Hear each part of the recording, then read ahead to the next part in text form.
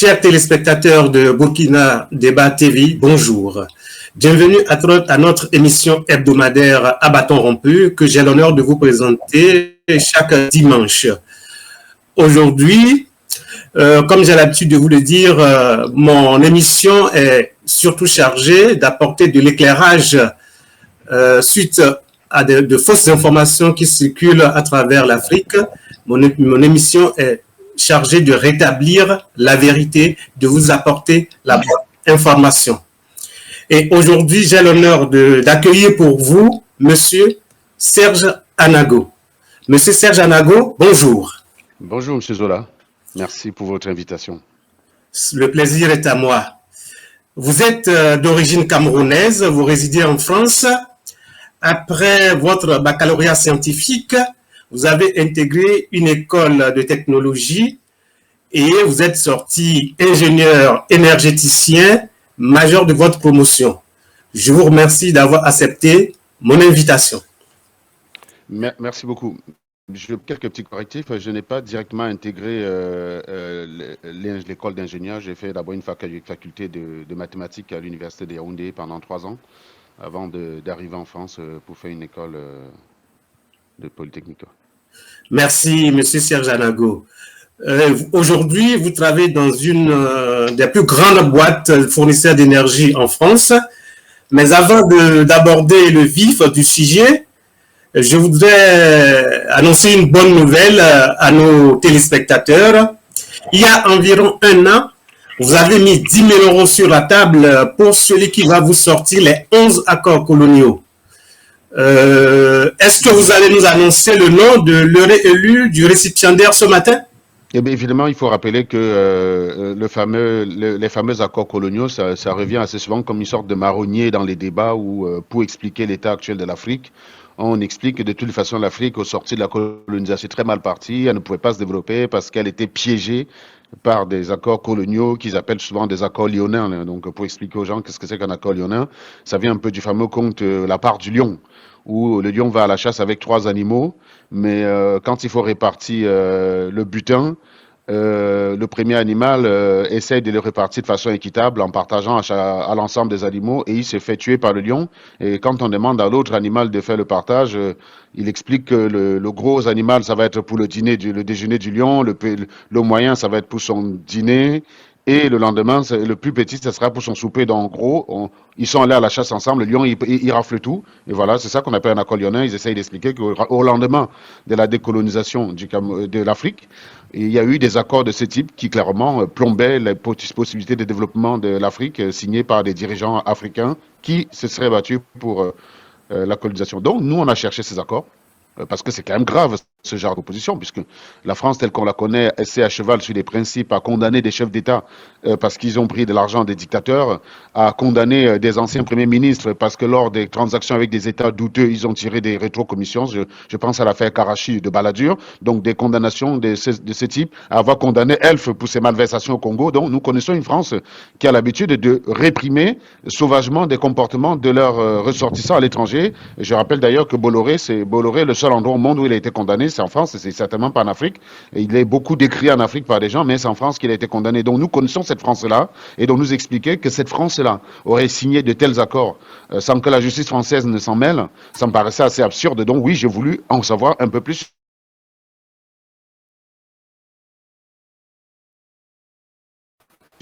Quelles en étaient les conclusions? Un document officiel où il y a des signataires côté France et des signataires côté Afrique pour pouvoir porter l'affaire en justice. On avait des avocats prêts à travailler sur le coup.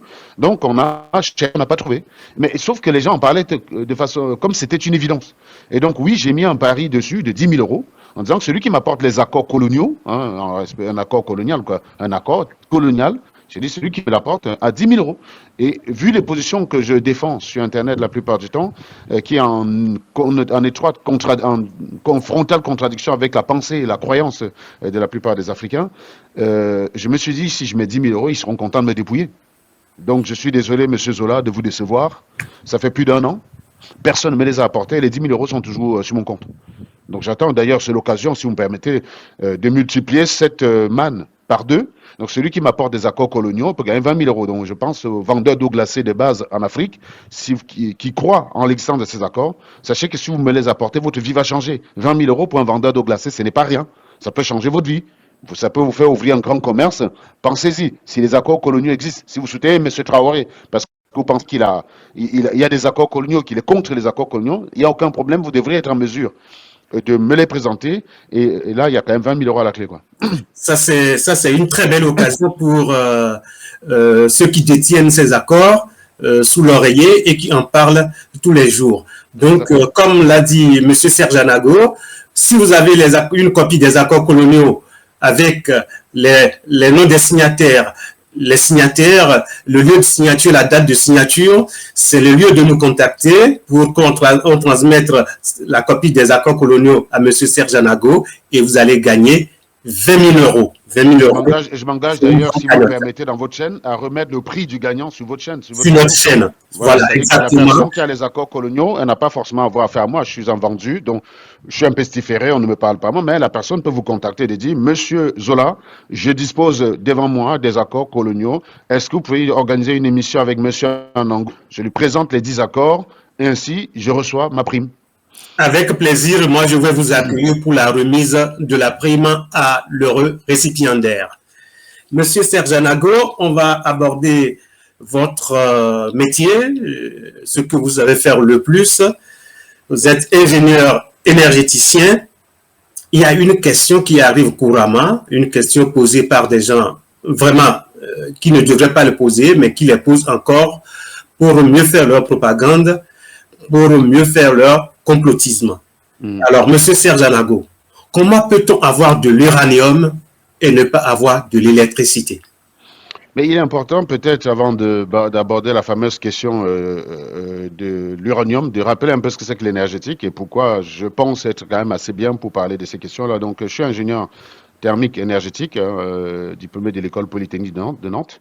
Donc, le travail de l'énergie, de l'énergéticien, c'est tout ce qui peut produire de l'énergie à partir de la chaleur. Voilà, tout système étant capable de produire de l'énergie, de transférer de l'énergie, d'échanger de l'énergie, en faisant appel à la chaleur. Et très souvent, en faisant appel à un fluide process, qu'on va appeler fluide caloporteur et tout, bah, ça rentre dans mon métier. Et quand on a fait énergétique ou thermique, on a besoin de maîtriser des matières telles que la mécanique de fluide, la thermodynamique, et les deux vont conduire à d'autres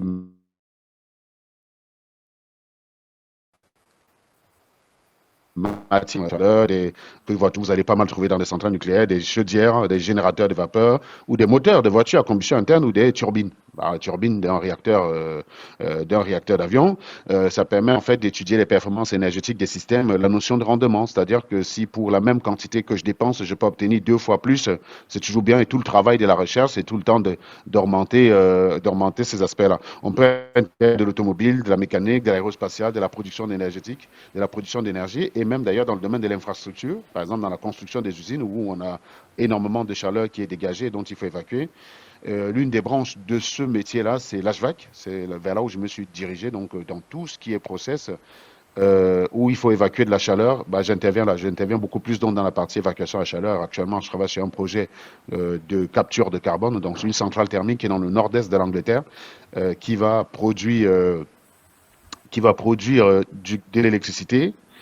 Et c'est un cycle, on parle de cycle combiné de turbines, c'est-à-dire que vous avez du gaz, vous avez une centrale thermique de base, donc vous avez la fumée qui sort, qui a quand même une certaine énergie encore, à peu près 550 degrés, laquelle passe dans un échangeur qu'on appelle un RSHG, Recovery Steam Heat Vapor, donc c'est la récupération de l'énergie pour fabriquer de la vapeur, donc on génère de la vapeur, laquelle est détendue dans une turbine, donc on se retrouve avec un cycle combiné de centrale à gaz et turbine. Et ensuite, on augmente le rendement. C'est-à-dire que pour la même quantité de gaz qu'on va utiliser, au lieu de jeter les fumées à 550 degrés comme on l'aurait fait, on va jeter les fumées plutôt à 200, 250 et ben on va produire plus, on va se retrouver à des rendements de 60%. Et donc, dans ce type-là, et le gain, le truc particulier de cette usine, c'est qu'il n'y a rien qui est rejeté dans l'atmosphère. Ils ont appelé ça non-Z. C'est-à-dire que tout le carbone est récupéré, séquestré, compressé et renvoyé dans les pipelines pour aller envoyer dans des poches de gaz. C'est-à-dire que là où il y avait du gaz, on va le remplacer par du CO2, tout simplement. avant. Voilà. Donc c'est un projet de ce type-là. Donc c'est sur ce type de projet sur lesquels on a mené à travailler. C'est pour ça que sur les questions de nucléaire, je m'exprime assez souvent pour dire que il y a beaucoup de fantasmes. Ça vient simplement du fait que les gens ne comprennent pas comment ça marche, mais c'est normal. Quand les gens ont une opinion sur un sujet, il faut qu'ils se rappellent qu'il y a des personnes qui ont travaillé toute leur vie sur ces questions-là et qu'il vaut mieux écouter ces personnes. Ça les évitera de passer pour, ça les évitera d'être crédules. Voilà. Mais malheureusement, il y a beaucoup de crédulité. Et l'une des questions, donc justement, qui se sont posées l'une de ces questions crédules, c'est pourquoi nous avons l'uranium et on n'a pas les centrales nucléaires. Mais je vois pas trop la corrélation parce que je n'ai pas. Et on n'a pas l'électricité. On n'a pas d'électricité, voilà. Comment on peut avoir l'uranium sur notre sol et on n'a pas d'électricité? Ben, ça fait appel à beaucoup de choses. Et pourtant, je rappelle que quand on apprend des choses à l'école, mon cher Zola, les gens ont tendance à dire, on nous apprend ça pourquoi? Par exemple, je prends un exemple tout bête, désolé de m'étendre un peu, les fonctions affines. Vous avez la différence entre une fonction linéaire et une fonction affine. Tout à fait. Une fonction linéaire, ça veut dire que la variable, si elle est multipliée par un coefficient, le résultat est multiplié par un coefficient direct. Ça, c'est la fonction linéaire. Par contre, une fonction affine, ce n'est pas le cas. Une fonction affine, il y a un paramètre à côté qui va modérer l'augmentation. Par exemple, si vous pouvez très bien augmenter la variable de 10, vous pouvez bien multiplier la variable par 10, et l'impact sur le résultat est mineur. Parce que tout dépend du paramètre de la fonction affine. Par exemple, fonction affine, c'est une fonction de la forme yx plus b. Le b, là, va modérer l'augmentation. Alors que si c'est y égale à ax, tu multiplies x par 10, y est multiplié directement par 10. Par contre, si on est affine, tu multiplies x par 10, bah, y n'est pas multiplié par 10 puisqu'il y a le b derrière. Et donc, tu peux très bien multiplier x par 10. Et au final, l'augmentation sur y, elle est même de 0,5%. C'est-à-dire ça ne change rien du tout. Et ça, vous voyez, c'est des choses que les gens apprennent à l'école, mais ils ne savent pas à quoi ça sert. Mais quand il s'agit justement de traiter ces questions-là, ben, ça peut revenir. Un élève de 3e peut très bien comprendre pourquoi on peut avoir le nucléaire et pas l'électricité, ou pourquoi le nucléaire n'est pas stratégique. Parce que quand vous dites le nucléaire n'est pas stratégique, quand vous le dites à un croyant, à un mec ahuri, il s'énerve, il comprend pas. Il dit, non, si on multipliait le prix de l'uranium par 10, vous ne serez plus en mesure de payer l'électricité. Non, le prix de l'électricité en France, tel que nous payons sur nos factures, n'est pas linéairement proportionnel au coût de l'uranium. Il dépend de plusieurs variables, de telle enseigne qui sera modérée. Et l'uranium, c'est un caillou. Donc, ce n'est pas le caillou qui produit l'électricité. Quand vous ramassez ce caillou, c'est du minerai d'uranium de base. Donc, qui est très souvent, qui est concentré, qui est à 99,7% de l'uranium 238, qui n'est pas fissile. Dedans, vous avez 0,7% d'uranium 235 qui est fissile. C'est celui-là qui nous intéresse.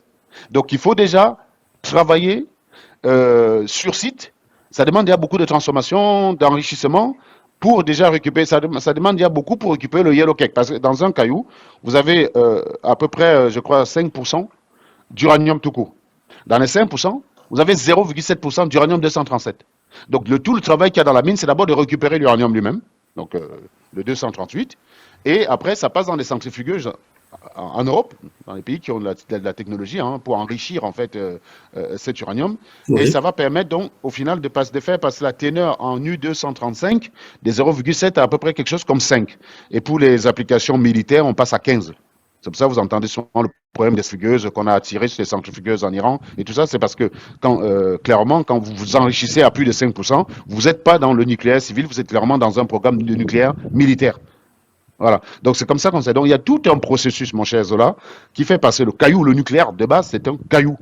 Et sans toute la connaissance scientifique qu'il y a derrière, ce caillou ne peut pas produire à lui seul de l'énergie. Donc, il n'y a pas une corrélation entre disposer de ce caillou et avoir de l'énergie parce que pour avoir de l'énergie, il faudrait une centrale nucléaire. Je ne comprends pas pourquoi les gars du Congo, qui sont à côté d'une manne énergétique gigantesque, c'est la zone où il y a la plus grande densité d'énergie au monde, la région de Linga, un potentiel énergétique de 44 gigawattheures, de 44 gigawatts. Donc 44 gigawatts, c'est l'équivalent de 30 EPR. Donc les deux centrales actuellement en cours de construction, les centrales nucléaires actuellement en construction en France, c'est des EPR. Donc on est sur du 1500 gigawatts. Quand vous avez du 1500, pardon, donc quand vous avez 44 gigas, vous en avez 30. Cette rivière-là est capable de produire ça. On n'a jamais entendu les Congolais dire comment nous pouvons avoir le Congo avec ce potentiel et on n'a pas d'électricité. Parce qu'il y a toute une technologie derrière. Construire un barrage qui va générer ces 44 gigawatts, ça coûte 100 milliards d'euros. Ça coûte 100 milliards d'euros. On est sur le PIB, on est sur quasiment le PIB du Congo. Je crois que le PIB du Congo, c'est autour des 100 milliards, un truc dans le genre, si je ne m'abuse, ou presque moins. Donc, on est quand même sur un investissement qui est assez considérable, alors qu'on n'a pas beaucoup de consommateurs. Donc, la rentabilité n'est pas garantie. On est encore très archaïque, nous, en Afrique, parce que si vous prenez la population qui est dans la partie de l'Afrique australe, si cette population était consommatrice et demandeuse d'électricité avec plein de process, des trains, des TGV, des usines qui ont besoin d'électricité, oui, il y aurait un potentiel parce que le temps de retour d'investissement serait humain, par exemple, de 30 à 40 ans. Actuellement, si vous faites une telle centrale là-bas, le temps de retour d'investissement, c'est 1000 ans. Soit une durée supérieure à la durée de vie de l'infrastructure. Une infrastructure ne dure pas 1000 ans. Donc, il n'y a aucun intérêt en l'État à le faire. Mais je pense qu'il y a plus de légitimité pour un Congolais à dire, mais écoutez, moi, je ne comprends pas. Je vis dans la région du Congo. Je suis assis sur 44 gigawatts d'énergie dans la nature. Mais comment ça se fait que je n'ai pas d'électricité? Parce qu'au moins, l'électricité est sur place. Il suffit de mettre un barrage. Ben, c'est pareil pour le nucléaire. Donc, il faut construire des centrales nucléaires qui sont très coûteuses. Une centrale nucléaire, ça va chercher dans les 10 milliards de dollars. C'est le prix typique d'une centrale nucléaire pour produire 1000 mégawatts. Vous voulez produire 1000 mégawatts, 1000 mégawatts, c'est 1000 mégawatts, c'est 1 million de kilowatts. Pour produire 1 million de kilowatts, typiquement, il faut une centrale nucléaire dont le coût est à peu près de 10 milliards. Pour un pays qui a un PIB de 50 milliards, ça représente 20% de son PIB. C'est un endettement colossal, impossible à tenir. Ces pays ne peuvent le faire que s'il y a une grosse aide massive de l'extérieur. C'est-à-dire qu'ils ne peuvent pas le faire par eux-mêmes, par leurs moyens, ils ne peuvent pas. Et je ne comprends pas, et je ne vois pas, il n'y a pas beaucoup de pays qui sont capables de prendre 10 milliards et de donner à un seul pays. La plupart des grands pays, la plupart des pays qui contribuent à l'aide de développement, ils vont contribuer à des sommes de ce type-là, mais qui sont réparties sur 200, 300 pays. Vous n'allez pas décider que, tiens, cette année, là, on n'aide pas le Kazakhstan, on n'aide pas les pays comme Kuala Lumpur, tous ces pays, enfin, on n'aide pas les petits pays, mais on va décider, là, tiens, on va aller regarder au Burkina Faso, on va donner toute l'aide là-bas pour qu'ils aient une centrale. Non, ça demande un investissement massif et un financement qui vient de l'extérieur. Si vous avez un prêt extérieur à hauteur de 20% de votre PIB, mais vous ne pouvez jamais le rembourser, c'est impossible. Il n'y a personne qui va accepter ça. Donc, si on rajoute à ça l'instabilité, on va y revenir d'ailleurs, hein, on va y revenir. Donc, une centrale nucléaire, le caillou ne permet pas lui-même de produire de l'électricité. Si on veut rentrer dans la technologie, l'uranium 237, c'est un matériau qui est fissile. Quand il est bombardé par un photon, il va se scinder en 2 fragments qui vont partir à des vitesses qui sont de l'ordre de la vitesse d'agitation thermique. Et donc, ça produit de la chaleur. Hein. L'agitation thermique, c'est des électrons qui vont dans tous les sens à une certaine grande vitesse. Et l'agitation thermique, ça définit le niveau des températures d'un corps. Donc, plus il y a de l'agitation, plus il y a de la température. Et comme cette fission provoque pas mal d'agitation, et ben, cette agitation est donc utilisée dans des centrales nucléaires pour produire de la vapeur. Donc, la vapeur, sous pression, qui est détendue dans une turbine et qui fabrique une turbine qui est couplée à un alternateur qui va produire de l'électricité. Donc, tout ça, c'est simplifié comme ça. Mais une centrale nucléaire, ça a des éléments que je vous ai dit. Vous voyez très bien qu'il n'y a pas un lien entre... Vous pouvez très bien avoir du caillou, vendre le caillou, et ne pas avoir de centrale nucléaire. D'ailleurs, l'exemple le plus typique, j'invite mes compatriotes à aller regarder une émission de Les routes de l'impossible au Ghana. Là-dedans, vous avez des gens qui cultivent du cacao qui n'ont jamais mangé de chocolat. Parce qu'ils cultivent le produit brut, mais le produit fini n'arrive jamais dans leur village où ça arrive très cher, et donc ils n'ont jamais mangé un bon chocolat. Voilà. Alors, M. Serjanago, si je comprends bien, nous avons le caillou, mais nous n'avons pas la technologie, nous n'avons pas les ressources humaines qu'il faut et nous n'avons pas les financements. Donc, ce sont les raisons principales qui font que on peut avoir de l'uranium et ne pas avoir l'électricité. Tout à fait. C'est ça. C'est ça. Okay. Ça explique le pourquoi. Ça demande beaucoup de choses, ça demande beaucoup d'autres choses pour faire passer le caillou.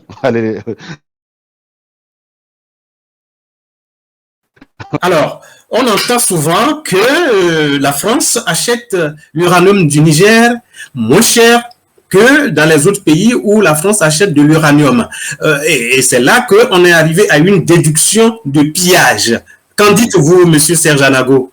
Alors, en fait, c'est très simple. Le pillage pourrait être constitué si dans un pays donné, vous avez une puissance qui achetait la matière première à un prix nettement inférieur au prix du marché. Si vous avez quelque chose à vendre, vous ne pouvez pas fixer le prix vous-même. Vous n'êtes pas libre. Les lois du commerce sont là. Je ne vais pas rentrer là-dedans. Je vais dire même le petit vendeur d'eau glacée au marché, c'est qu'il n'a pas le droit. Il ne peut pas vendre son eau à n'importe quel prix parce que personne ne va l'acheter. Votre intérêt, c'est de vendre et d'en tirer un bénéfice. Et donc, il y a un prix raisonnable. Et ce prix raisonnable doit s'aligner au prix du marché. Je ne sais pas si vous arrivez dans un marché où vous vendez votre eau glacée, vous décidez que le gobelet c'est 100 francs, et que si tous les autres vendent leur gobelet à 20 francs, et que vous ne pouvez pas expliquer clairement pourquoi le vôtre est à 100 francs. Ça se trouve, ils vendent leur gobelet à 20 francs parce qu'ils ont puisé l'eau dans la rivière sale du coin. Vous voyez, vous avez un traitement, une filtration, une sorte de purification de votre eau qui est beaucoup plus claire. Oui, là, il y a une justification claire, nette et précise. Vous pouvez faire là, on est. Parce que rappelons que l'eau glacée, c'est un produit fini. Maintenant, revenons à la matière première. Vous avez des fournisseurs d'eau, vous avez une rivière chez vous, les gens viennent s'alimenter là-dedans pour aller vendre leur eau glacée. Il y a un autre qui a la sienne. Ben, il décide de dire, bah, écoutez, je vais vendre le kilo, je sais pas moi, à 100 francs. Et toi, tu ne peux pas, tu en as 15 comme ça à peu près qui vendent leur kilo autour de 100 francs. Tu ne peux pas venir là, tu dis, tiens, j'ai ma rivière, il n'y a pas de spécificité, mon kilo, je le vends à 2000. Personne ne va vous l'acheter. Or, vous avez la rivière, si vous ne vendez pas, ben, vous n'allez pas avoir d'argent, vous allez mourir de faim. Donc, vous avez intérêt à vendre. Donc, quelque part, vous n'êtes pas libre. Vous devez vous aligner au prix du marché. Et donc, maintenant, supposons que tout le monde vend à 100 francs. Les gens achètent. La France achète à 100 francs chez les autres. Et elle vient chez vous et dit, bah, comme je vous ai colonisé pendant 500 ans, j'achète à 2 francs. Bah oui, là, il y a un pillage. Clairement, il y a un pillage. C'est clair. Oui, C'est clairement des méthodes déloyales. Mais ça, on peut le dénoncer. C'est tracé. Je veux dire, ça ne se fait pas par la bouche. On doit pouvoir démontrer qu'attention, nous, au Niger, voilà le prix auquel nous achetait l'uranium. La France nous achetait l'uranium. Alors que par ailleurs, dans le même laps de temps, elle achète l'uranium au Canada à tel prix, en Namibie à tel autre prix, puisque la Namibie n'est pas une colonie, au Kazakhstan à tel autre prix. Bon, voilà. Donc nous, quand on a fait ce genre de recherche pour vérifier le pillage, en fait, on s'est rendu compte que quand on prenait le prix du marché, on prenait les déclarations du ministère de l'énergie au Niger, hein, c'est le ministère du Niger, donc c'est pas, je veux dire, même les chiffres sont restés les mêmes. Voilà, les chiffres sont restés identiques, et même avec la junte, ils n'ont pas démenti ces chiffres-là. Quand on prenait les prix, vous savez le nombre de tonnes que la France a acheté, donc vous avez le prix, vous avez ce qu'ils ont reçu, et vous avez le kilo que la France a déclaré. Bah, il suffit de diviser de faire une division, vous vous rendez compte que non, en fait, au final, c'était supérieur au prix du marché. La France achetait l'uranium au Niger à un prix supérieur au prix du marché. Il faut savoir que les prix du marché, c'est hyper important. Vous voulez dire là, M. Anago, que la France achète au prix supérieur au prix du marché? Oui, bien sûr.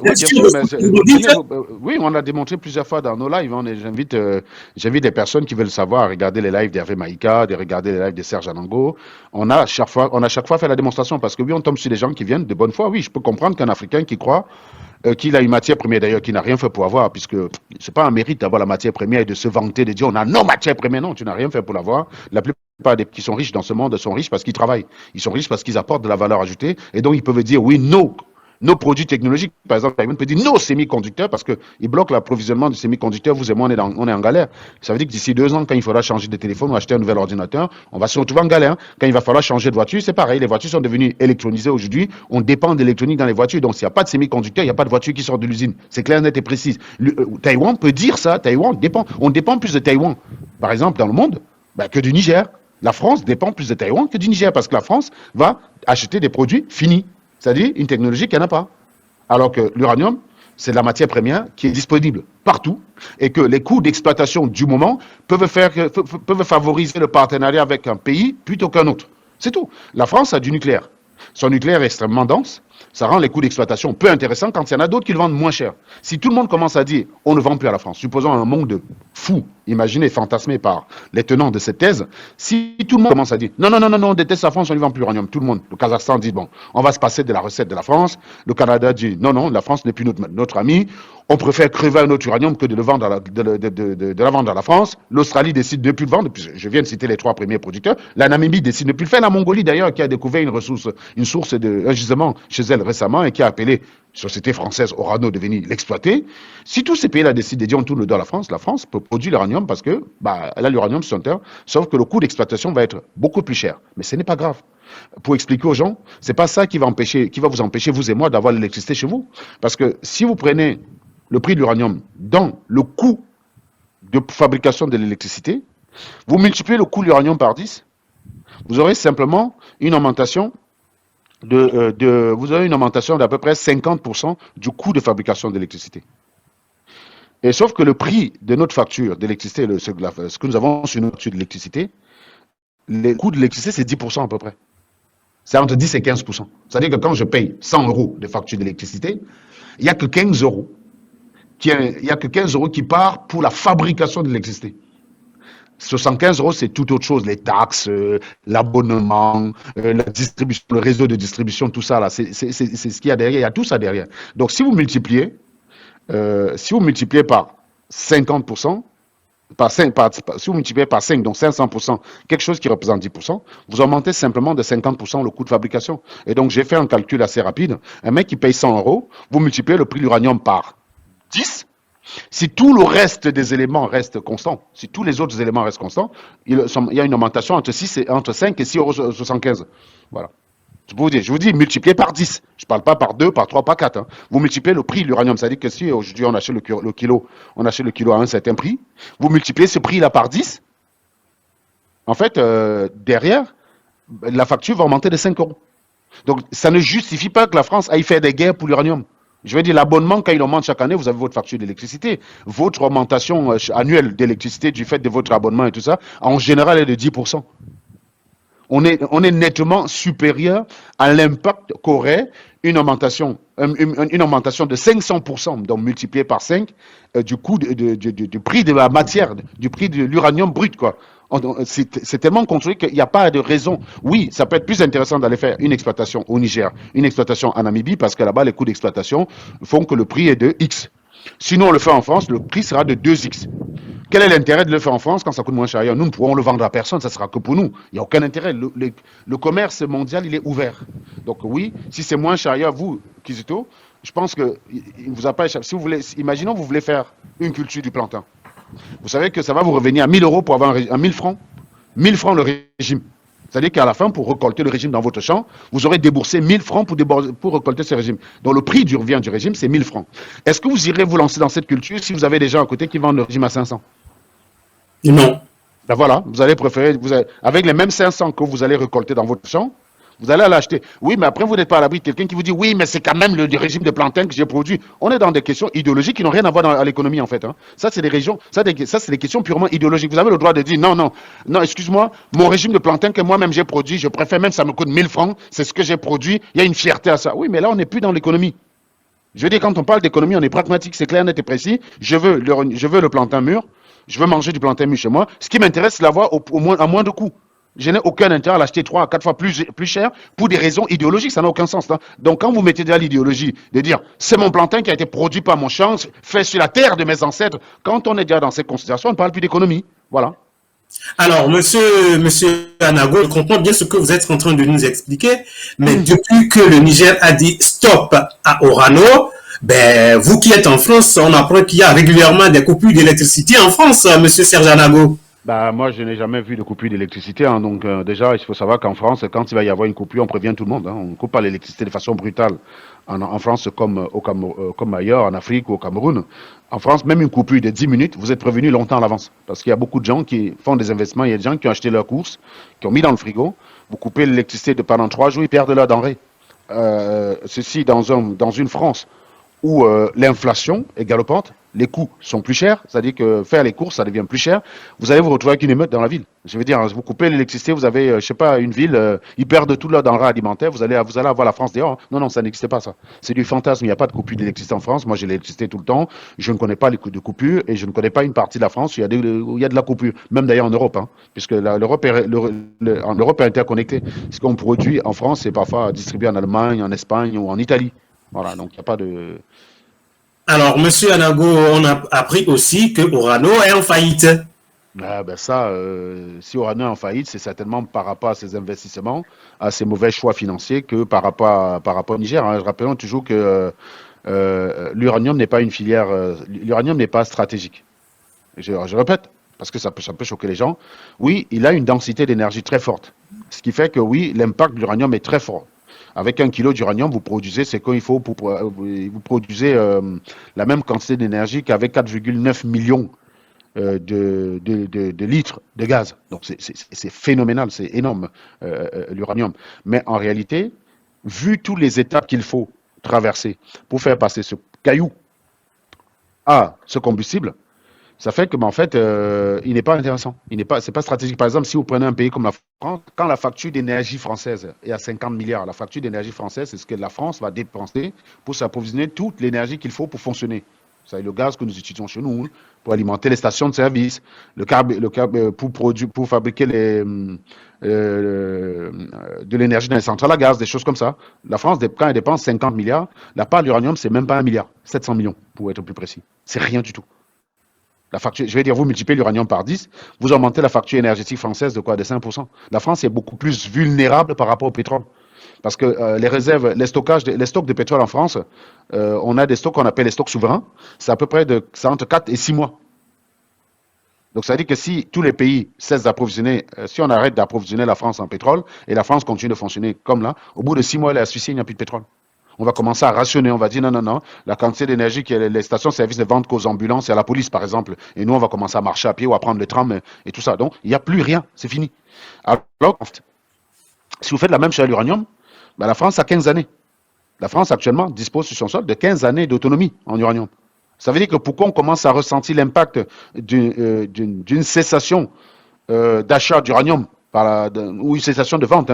Imaginons tous les pays du monde décident de dire on ne vend plus l'uranium à la France, c'est fini, terminé. La France, blacklistée. La France peut toujours passer par d'autres pays. Le Pays-Bas peut très bien acheter et vendre à la France. Voilà, je veux dire, actuellement, c'est comme le pétrole, c'est comme le gaz russe qui est acheté par d'autres pays pour être vendu à la France. Alors la France peut toujours acheter à d'autres pays. Mais admettons qu'il y a une interdiction, la France a 15 années d'autonomie. C'est-à-dire que pour que nous, on commence à ressentir les effets il y a 15 ans. Mais 15 ans, c'est largement suffisant pour développer d'autres technologies pour aller exploiter ailleurs, pour construire des mines, pour aller exploiter son propre uranium.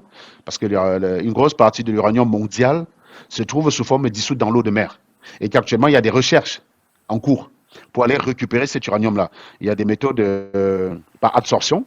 Les gars travaillent dessus, c'est-à-dire l'absorption, c'est quand vous avez un corps qui va absorber quelque chose mais de façon volumique.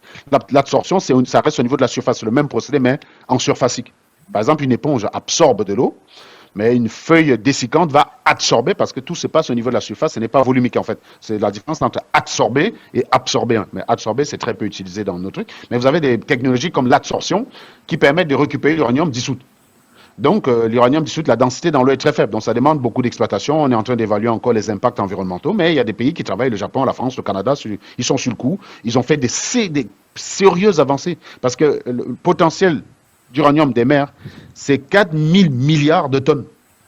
C'est-à-dire que c'est plus de 1000 fois les gisements terrestres connus. C'est qu'il y a dans les mers. Donc oui, ça laisse le temps à un pays comme la France de développer une technologie pour aller récupérer ça là-bas. C'est tout. Si on ne peut plus prendre l'uranium en Afrique, au Canada, au Kazakhstan, parce que tout le monde ne le vend plus, ce qui est totalement impossible et totalement improbable, mais la France dispose des moyens de se retourner. Et d'ailleurs, l'uranium n'est pas le seul matériau avec lequel on peut fabriquer de l'électricité. On a la filière du thorium. Cette filière a été abandonnée dans les années 60, simplement parce que quand on a découvert le potentiel de l'uranium, on était en même temps à la course à l'armement nucléaire. Et l'avantage de l'uranium, c'est que l'uranium conduit à la prolifération des armes nucléaires, alors que le thorium, non. Le thorium est beaucoup plus intéressant, parce qu'en densité, dans le minerai, il est plus important. C'est-à-dire que l'impact de l'exploitation du thorium est plus faible que l'impact de l'exploitation du nucléaire. Je vous ai dit tout à l'heure, dans un caillou d'1 kilo, vous avez que 5% d'uranium 238. Et dans les 5% d'uranium 238, il y a 0,7% d'uranium nucléaire, d'uranium 235, lequel est fissile. Et donc, vous voyez bien que quand vous avez 1 kilo de cailloux, ce qui vous intéresse, c'est peanut, tout petit, tout petit. Donc, ça crée des énormes quantités de déchets et de refus, quoi. Ça crée d'énormes quantités de refus dans les mines. Avec le thorium, on divise cette quantité déjà par 200. Parce qu'il est beaucoup plus concentré que l'uranium. Mais sauf qu'il n'y a pas de prolifération derrière. Et au jour d'aujourd'hui, tous les centrales nucléaires fonctionnent sous licence. Voilà, il y a plusieurs types. Les centrales françaises fonctionnent sous licence américaine. C'est des réacteurs de type à eau pressurisée. La technologie est éprouvée, elle est connue. Personne n'a envie d'aller s'emmerder pour aller changer de technologie, alors qu'on a encore on a à peu près 300 années d'autonomie devant nous. C'est-à-dire que les réserves mondiales nous donnent 300 années d'autonomie. Il n'y a pas besoin d'aller se précipiter pour aller développer la filière du thorium. Maintenant, supposons que des pays comme la France, les États-Unis, se retrouvent sans uranium, avec le Niger qui dit « On ne vous vend plus, on ne vous vend plus ». Mais aucun problème. Ils ont les moyens de développer cette filière-là. Et ils ont assez d'uranium sous leur sol pour avoir le temps de développer ces filières. D'ailleurs, notons que les derniers générateurs qui sont de fabrication peuvent exploiter les déchets des générateurs précédents. Et que quand vous prenez en compte ces déchets avec les stockages qu'il y a en France, la France peut très bien avoir une autonomie, avec ce type de réacteurs, la France peut avoir une autonomie de 200 années. Là, on est en train de parler de connaissances. Je sais que le panafricain moyen qui va regarder cette vidéo, il va s'énerver, il va s'étrangler. Oui, monsieur le panafricain, je vous parle à vous, c'est la différence entre ce en quoi on croit et la réalité. La réalité, c'est que vous croyez en des choses de façon superficielle, qu'on vous a asséné sous forme de slogan. Il y a des gens qui y travaillent, c'est leur métier, ils passent du temps dessus. Et donc, ils sont mieux placés pour en parler que vous. Votre croyance ne devrait pas vous dispenser d'avoir de la compétence. Être militant ne vous dispense pas d'être compétent. Avoir une croyance ne vous dispense pas d'essayer de comprendre ce qu'il y a derrière. Voilà. Donc, nous, on vous explique ce qui est. Et ça vient du travail. Nous, on a travaillé dedans, on a fait des études pour. Voilà. C'est pas des slogans. C'est la réalité physique et matérielle. Ok. Alors, Monsieur Anago, il y a quelques mois, la Russie a promis, je ne sais pas si c'est vrai, des centrales nucléaires au pays de l'AES, notamment le Niger, le Burkina Faso. Est-ce que c'est faisable selon vous, en tant que technicien? Alors, bah écoutez, moi j'ai noté sur mon blog-notes quelques j'ai noté quelques éléments qui rendent clairement ce. Avant de répondre à cette question, est-ce que vous permettez que j'explique un peu, par un exemple typique, les impacts d'une centrale nucléaire? Oui, bien sûr. Parce que si je leur dis ce n'est pas faisable, bon, ils pourraient se dire que ce mec, il est de façon péremptoire. Donc, j'ai fait une petite préparation, je vous dis. On va prendre un générateur de 1000 mégawatts. Un générateur de 1000 mégawatts. Donc, commençons par les considérations technologiques. On va prendre, qu'est-ce qu'on a besoin pour une centrale nucléaire de 1000 mégawatts? On a besoin d'une infrastructure lourde, hein, donc centrale, ligne à haute tension, parce qu'une centrale, une fois que l'avez fabriquée, il faut distribuer l'énergie, quoi. Donc déjà, en général, quand on a un projet de centrale nucléaire dans les cartons, on est déjà en train de fabriquer les lignes pour aller distribuer cette énergie-là. C'est pas le jour où la centrale, c'est pas le jour où tu tournes la clé pour démarrer la centrale qu'il faut dire ah oui merde, il faut raccorder au réseau. Non, tout ça, ça se fait en parallèle et le réseau, vu que c'est long. Puisque on parle quand même des pays qui sont assez grands, hein, l'AES, hein, c'est des grands pays, hein, en termes de surface. Le Mali, ça demande quand même, ça demande au moins 20 ans, ça demande au moins 20 ans pour quadriller le pays. Ça demande au moins 20 ans. Parce que quand on produit l'énergie, il faut l'utiliser, vous ne pouvez pas stocker. Le problème de l'énergie électrique, c'est le stockage. Vous ne pouvez pas le stocker. Parce que si on pouvait stocker de l'énergie, en réalité, la France qui a 58 réacteurs n'en aurait besoin que de 5 ou 8 en permanence. Hein. Si on pouvait stocker l'énergie, c'est-à-dire que vous fabriquez, vous stockez dans une barrière, dans une batterie, pardon, il y a une régulation. Si on pouvait le faire, il n'y aurait pas besoin de 58 réacteurs en France. Même les États-Unis qui en ont une centaine, n'en auraient pas besoin. Ça vient du fait qu'on ne peut pas stocker. Voilà, quand il y a des forts besoins, on démarre plus de centrales et puis voilà quoi. Et donc, il faut un réseau d'électricité stable, donc une capacité d'absorption d'une charge de 1000 MW dans un réseau stable. Il n'y a aucun pays en Afrique qui a cette capacité-là, actuellement. Capacité d'absorber 1000 MWh. Il faut une main-d'œuvre qualifiée, M. Zola. Des ingénieurs nucléaires, des techniciens et des opérateurs de salles de contrôle spécialisés. Et plus important qu'aucun de ces trois pays-là, il faut un accès à l'eau de grosses quantités d'énergie, d'eau pour le refroidissement. Il faut un accès à l'eau. Hein. Il y a le fleuve Niger. Oui, justement, il faut regarder la stabilité de ce fleuve Niger, il faut regarder le débit qui a besoin d'une centrale nucléaire, il faut regarder le fleuve Niger. On peut très bien, si on décide que la moitié de l'eau du fleuve Niger va servir uniquement à refroidir un réacteur, il y a beaucoup de pays qui vont se retrouver sans eau. Vous savez que l'eau est une ressource stratégique dans ces pays-là, en fait. Hein. Le Niger, ça traverse plusieurs pays, et que quand vous utilisez une centrale nucléaire, vous n'avez pas le droit de rejeter l'eau à n'importe quelle température, vous ne pouvez pas rejeter de l'eau à 50 degrés. Vous allez tuer tout l'écosystème. Ce n'est pas possible. Et donc, vous ne devez pas dépasser 27 degrés. Ce qui veut dire que si votre eau est de 1 degré, ça limite les marges. Vous devez avoir une grosse quantité d'eau. Donc, on a besoin de plus de quantité d'eau. Alors qu'il y a des périodes où la température ambiante dans ces pays-là monte jusqu'à 40 degrés. Voilà, donc c'est véritablement un problème. Et si vous voulez aller... Donc, ça, c'est un problème. Donc, si on prend le cas d'un pays aride, moi, je m'intéresse un peu. Le cas d'un pays aride, on a des pénuries d'eau. Donc, si vous prenez une centrale de type PWR, donc réacteur eau pressurisé, elle peut nécessiter 25 000 à 50 000 mètres cubes d'eau par jour. Ce n'est pas rien. 25 000 à 50 000 mètres cubes d'eau par jour. Et ça, je suis en train de parler dans un pays normal. Maintenant, vous prenez un pays aride, on a 50 000 à 25 000, c'est dans un pays où la température... Elle allume ici. Hein. Désolé, j'ai ma fille qui a fermé les volets pour limiter le soleil. Mais allume ici que je vois, là, tu n'as pas allumé là, s'il te plaît. Voilà, parce que je suis quand même en train de faire une émission, j'ai pas envie d'être dans le noir, déjà que je suis déjà... voilà. Donc, si on prend maintenant les considérations économiques, donc là, on est dans les considérations infrastructures, vous voyez dire que c'est très compliqué, M. Kizito, rien que déjà, c'est rédhibitoire. Parce qu'on n'a pas de personnes qualifiées, donc ça ne va pas te faire du jour au lendemain. Pour former les ingénieurs en physique nucléaire dans un pays, on a le Burkina Faso actuellement.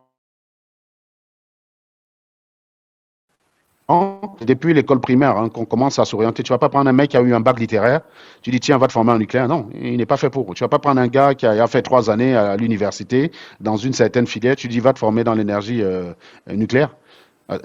J'espère que ça va être coupé. Donc oui. J'étais justement en train de dire que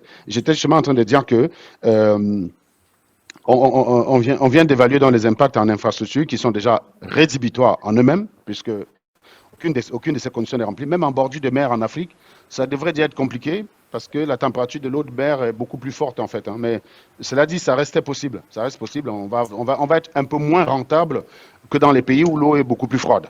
Mais pourquoi il les a promis ça à corps et à cri, M. Anago? Ben, je ne sais pas, je n'ai pas un document écrit officiel où c'est promis, M. Zola. Parce que vous savez que les Africains, ils parlent en croyance, mais moi j'aime les documents écrits. Où est-ce que parce que dans un tel document, on devrait avoir le plan de financement. Comment la Russie compte financer cela? Par quel type de fonds?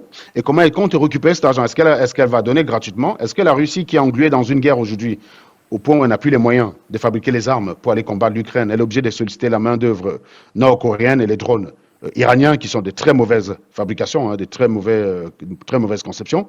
Est-ce qu'un tel pays a les moyens aujourd'hui d'aller donner 10 milliards à un autre pays pour une centrale nucléaire? Dans une zone aride. En plus, sachez que pour construire une centrale quelque part, ça ne dépend pas que de vous. Hein. Il faut avoir une licence. Voilà. Et donc, commençons même déjà là. Donc,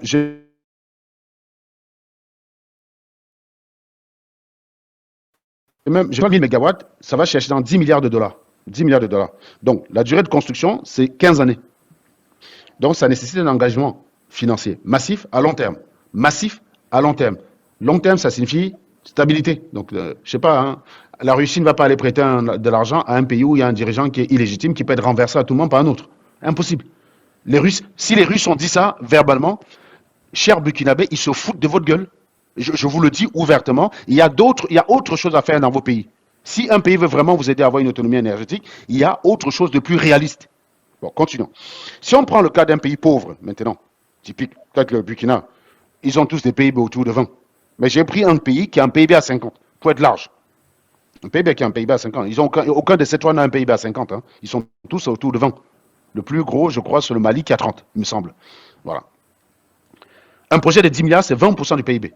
Donc, si vous prenez un pays comme le Burkina Faso, un projet de 10 milliards, c'est 66% de son PIB.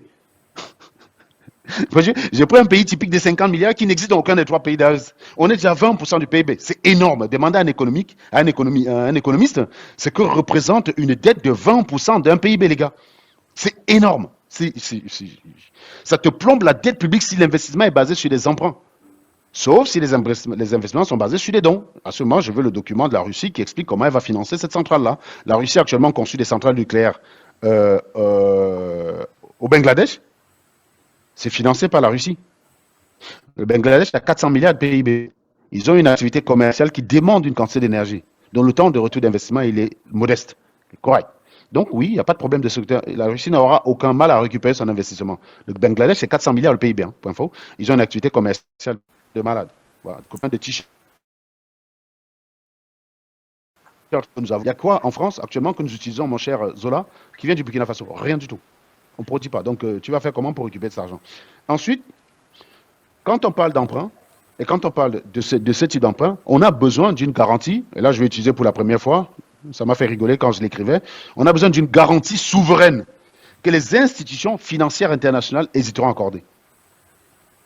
La garantie souveraine, tu vois ce que c'est, hein? Donc, oui. Aucune institution financière ne va l'accorder pour un pays où à la tête on a un gorille qui arrive par effraction et qui peut être renversé à tout moment, puisque quand vous arrivez par effraction, ce n'est pas codifié la façon dont vous allez partir.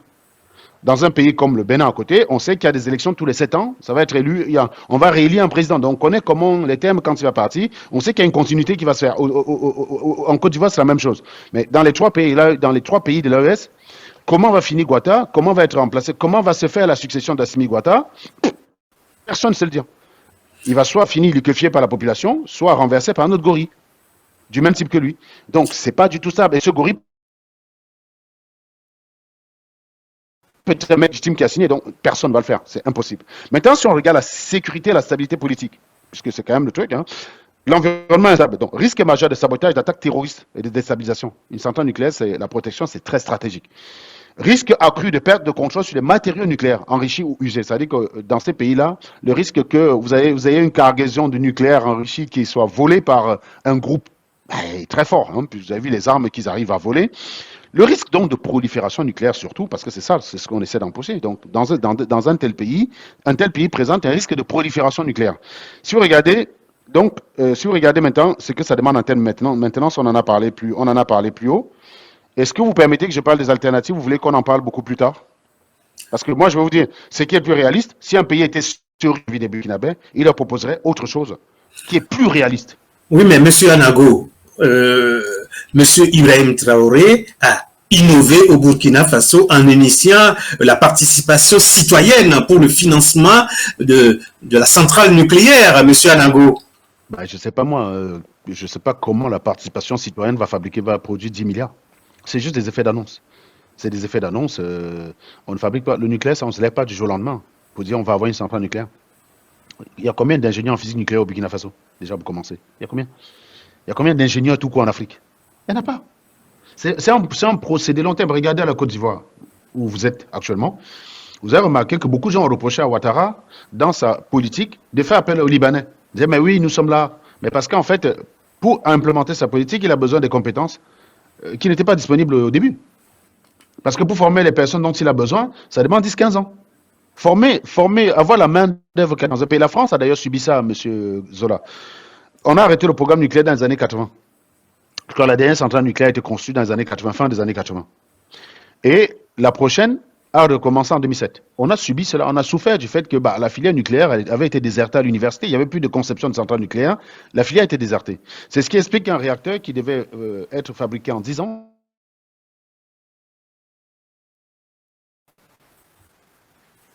en 2007, on l'a coûté au réseau en 2017, en 2024. 2024. On a payé cash le fait que cette filière a été désertée. C'est-à-dire que comme il n'y avait plus de centrale nucléaire, il n'y avait plus de projet de fabrication de centrale nucléaire, quand on décide du projet de Flamanville en 2005, on n'a plus de main-d'œuvre qualifiée. C'est maintenant que la filière physique nucléaire a réouvert en fac. On est encore redevenu attractif. Monsieur Anago, la plupart des pays africains, il y a souvent des coupures d'électricité. Quelle peut être la solution pour qu'on ait de l'électricité en permanence dans nos pays? Il y a du délestage souvent. Qu'est-ce qu'on peut faire, monsieur Anago? La disponibilité de l'électricité, ça dépend de deux facteurs, la production et la distribution. Donc il faut un réseau capable d'absorber la production. Et il faut une production capable de répondre aux besoins de la population. C'est le couplage c'est l'équilibre entre les deux. Mais le besoin y est déjà, monsieur Anago. Le besoin? Oui. Vous êtes en mesure de quantifier le besoin dans un pays comme le Cameroun. Je vais vous dire, au Cameroun, vous aviez parfois une personne qui avait un compteur, il y a 25 personnes connectées dessus. On ne connaît pas le réel besoin. Dans ces conditions, c'est difficile de connaître le réel besoin. On ne connaît pas. Et ce besoin, c'est quoi? Est-ce que c'est des gens qui vont avoir le besoin de l'énergie juste pour alimenter une lampe chez eux et charger leur téléphone? Ce qui veut dire que leur consommation sera tellement ridicule que si on se fie à ça pour faire l'investissement, le temps de retour d'investissement, parce que c'est ça le problème, monsieur Kizito, monsieur Zola, quand on investit dans ce genre d'opération, il y a un temps de retour d'investissement. Oui. Voilà. Si vous construisez une centrale de 1000 watts et qu'au final, vous n'avez personne qui a besoin de 1000 mégawatts et que la centrale tout le temps va tourner à 100 mégawatts, ça veut dire que le temps de retour d'investissement, il est multiplié par 10. Si vous aviez calculé qu'à 1000 mégawatts, il me fallait 30 ans pour entrer dans mon investissement, si au final, avec les besoins sur place, il n'y a pas de TGV au Cameroun, il n'y a rien. Il n'y a que les gens. Tout le monde n'a même pas un frigo, monsieur Zola. Donc la puissance disponible, la puissance nécessaire par foyer est très faible. Les gens ont besoin d'électricité. Non, je suis en train de finir l'émission. J'ai besoin de l'électricité. Ah oui, pardon. Donc la puissance dont chaque foyer a besoin est très très faible par rapport en France. En France, en général, on suppose qu'il faut 5 kW par foyer. Parce qu'il faut faire tourner le micro-ondes, il faut faire tourner le frigo, il faut faire tourner le four. Il faut faire tourner les appareils tels que la télé et toutes ces choses-là. La machine à laver. Voilà, ça nécessite 5 kW. Mais la plupart des foyers en Afrique n'ont pas ça. Ils ont juste un poste de télévision, une radio et les lampes, ce qu'ils appellent les ampoules. C'est tout. Là-dedans, il faut 1 kW, ça suffit, largement. 1 kilowatt, tu es large. Les foyers qui ont un frigo, ils sont très faibles. Ils sont très peu en Afrique à disposer d'un frigo dans leur foyer. Ils sont très peu en Afrique à disposer d'un four. Moi, j'ai jamais eu de frigo chez moi. Quand j'étais en Afrique, j'ai jamais eu de four chez moi. On cuisinait tous à la pierre, hein, dans mon quartier. Il y avait personne qui avait ça, d'ailleurs. C'est un luxe en Afrique. Bah oui, il y a personne qui avait ça. Donc, dans ces conditions où tu vas fabriquer quelle électricité, tu vas le vendre à qui? Il faut un besoin de rien. Est-ce qu'on a des usines qui produisent? On est encore dans de l'artisanal. On est dans de l'artisanal la plupart du temps. On n'a pas un réseau ferré qui a besoin d'électricité. On a peut-être quelques grandes entreprises qui vont être demandeuses, mais ce n'est pas suffisant pour justifier l'investissement. Oui, mais monsieur Anago, dans ces conditions... Si c'est pour que le kilowattheure, admettons le kilowattheure actuellement au Cameroun, il est à 100 francs. S'il faut arriver à une autonomie d'énergie et vendre le kilowattheure à 1000 francs, combien de Camerounais peuvent se le permettre? Il n'y en a pas beaucoup. Ça revient. La même question se pose avec l'autoroute, monsieur Zola.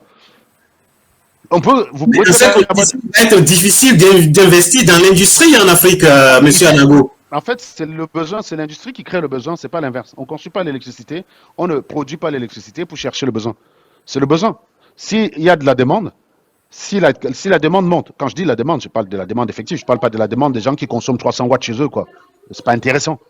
S'il y a de la demande, vous pouvez très bien avoir un partenariat public-privé. Une société comme Vinci ou EDF qui vient, qui vous dit, je construis une centrale, je viens avec RFF, Réseau Ferré de France, on construit une centrale et on construit un réseau de distribution parce qu'on sait qu'il y a du besoin derrière. On sait que voilà, on va produire, on va vendre, on va rentabiliser. On fait un plan, on dit voilà, on exploite la centrale pendant 40 ans, nous, et au bout de 40 ans, la centrale vous appartient. Bah, s'il y a de la consommation, oui, ils vont le faire. C'est pareil pour l'autoroute. Construire une ligne d'autoroute entre N'Djamena, qui relie N'Djamena à Douala, la capitale de la République centrafricaine, là. Non, Bangui, à Douala. Mais construire ces autoroutes-là ne sont pas un problème. Mais pour faire passer combien de camions? Si c'est pour que le coût du péage entre N'Djamena et Douala soit 15 millions pour que le péage soit rentabilisé, ça ne sert à rien. Tous ces camions vont reprendre la vieille route, la bonne vieille route. Ça n'a aucun intérêt. Donc il faut qu'il y ait du besoin. Donc les gens en Afrique aujourd'hui disent on veut les autoroutes, on veut les autoroutes. Oui, mais si en 2025, ça coûte très cher d'avoir une autoroute. Et si c'est pour avoir un péage que très peu de populations pourront payer, les ministres pourront payer, les PDG pourront payer. Moi, quand je vais en Afrique, je pourrais payer un péage entre Douala et Yaoundé à 50 €. Je peux le faire si je vais au Cameroun. Ça va sécuriser mon truc. Mais nous sommes combien à pouvoir le faire? Le Camerounais lambda de base, qui prend juste sa voiture pour aller d'une ville A à une ville B, il ne peut pas prendre le SMIC et mettre dans le péage. C'est comme si le péage était le SMIC. Parce que nous ne fabriquons rien. Tous ces engins qui vont fabriquer vont venir d'Europe. Donc, le coût de fabrication, le coût d'exploitation, la main-d'œuvre va être quasiment européenne, avec beaucoup d'expats qui vont travailler sur le terrain.